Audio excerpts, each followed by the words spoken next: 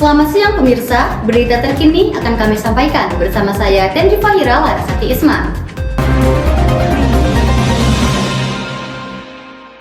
Bogor merupakan sebuah kota indah di kawasan Jawa Barat yang telah mempercepat langkahnya menuju pencapaian tujuan pembangunan berkelanjutan atau SDGs.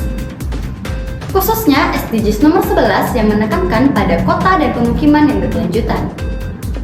Dengan penuh semangat, pemerintah Kota Bogor memimpin inisiatif ambisius dengan membangun hutan kota sebagai langkah strategis dalam menciptakan lingkungan perkotaan yang berkelanjutan.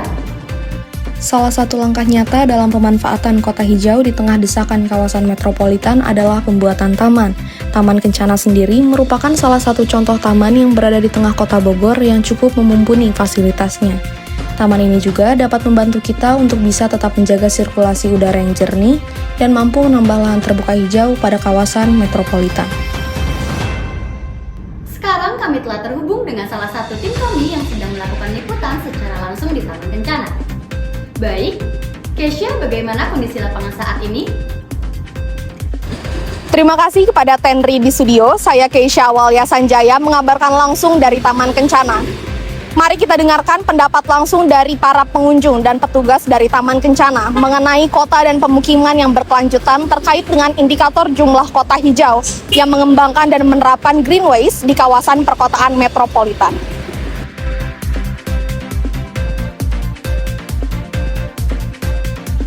Yang saya sampaikan, saya yang sebagai rakyat ya, kayak mendukung sekali, dan saya kayak merasa enak untuk buat olahraga tiap harinya, sangat kepenak, sangat enak.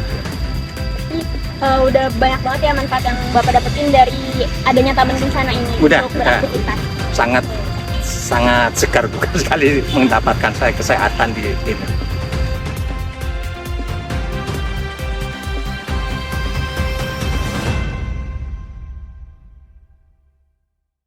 Kalau kebersihan dari petugas dan juga paling kebersihannya memang cukup bersih lah ya, bersih.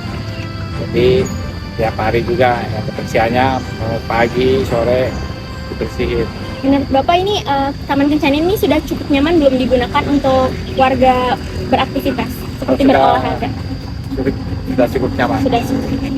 Apakah pengunjung di sini tuh sudah tertib dalam menjaga keamanan dan kebersihan Taman Kencana ini atau belum, Pak? Sepertinya belum tertib, masih ada yang kadang buang sampah sembarangan, yang rokok lah di dalam taman, ya belum tertib. Kalau untuk keamanan sendiri di Taman Kencana ini bagaimana, Pak? Keamanan kan, dari keamanan sudah bagus. Jadi sini juga makanya ada keamanan di sini. Jadi kalau keamanan aman lah kalau di Taman Kencana. Untuk menjaga ketertiban juga ya, Pak?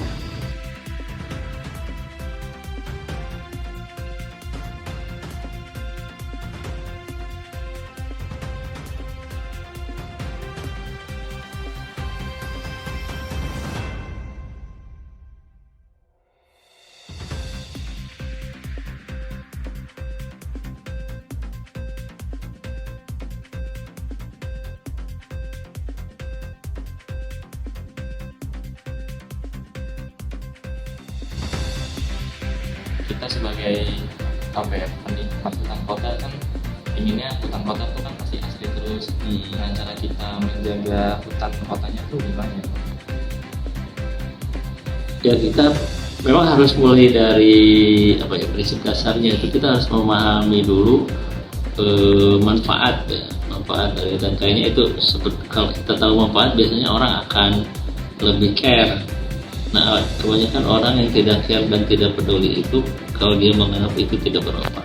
Jadi kita harus paham dulu betapa mahalnya hutan itu, terutama kalau misalnya adik-adik bayangkan itu pohon yang tinggi-tinggi itu berapa tahun umurnya, kan ada yang puluhan tahun, ada yang ratusan tahun. Untuk bisa dia tumbuh seperti itu kan memerlukan waktu yang sangat panjang, dan itu merupakan harta yang sangat mahal. Bayangkan kalau kita menanam dari mulai yang kecil itu kan akan perlu waktu ya. Meskipun itu bukan berarti kita nggak boleh nanam ya, tetapi kalau kita memahami betapa pentingnya hutan itu, kita akan tumbuh rasa ingin supaya bisa turut andil memelihara, termasuk menjaga gitu di hal-hal yang yang kecil juga. Tapi kalau di level Kota Bogor tentu istilahnya, peran kita tuh mungkin ada yang di sisi edukasinya gitu ya, ada yang mulai dari sendiri juga, misalnya untuk care terhadap tanaman gitu, itu juga penting gitu ya, karena memang fungsinya itu yang sangat banyak.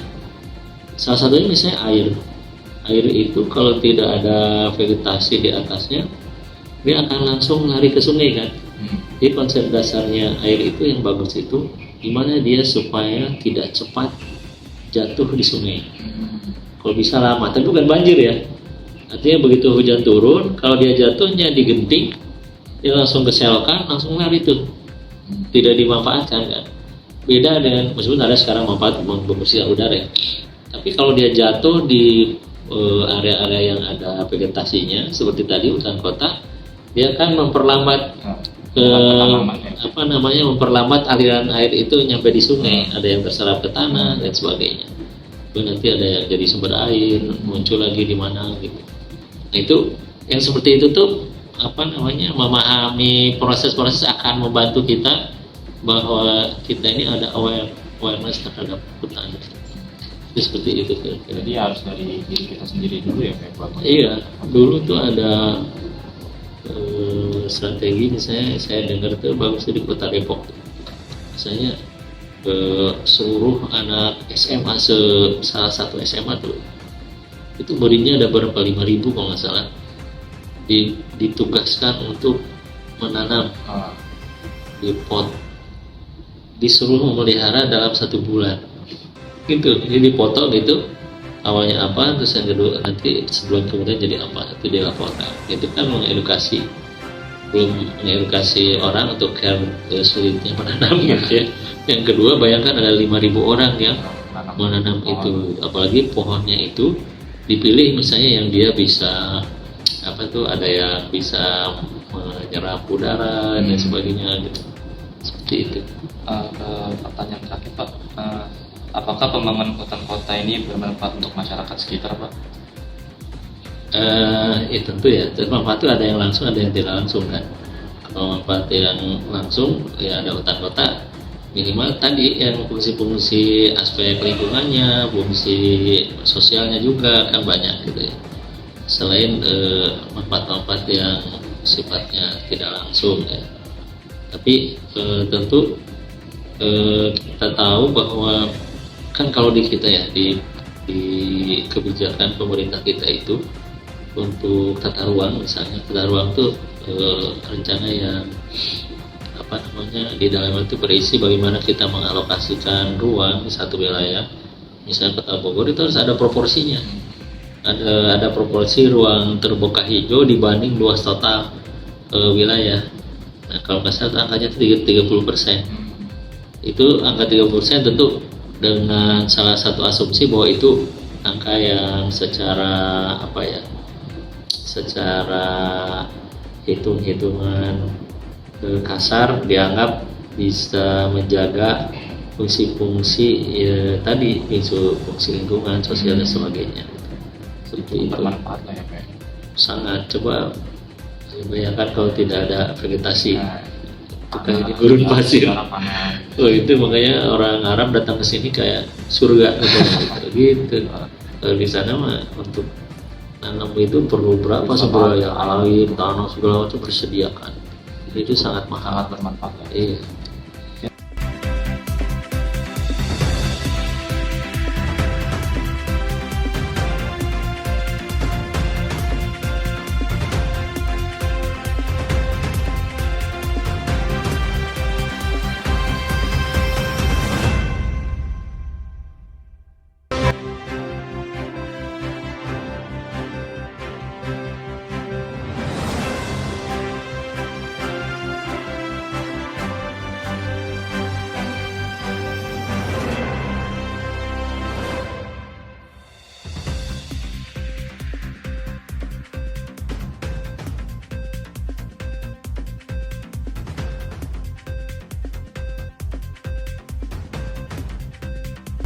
Demikian laporan hari ini, saya kembalikan ke studio.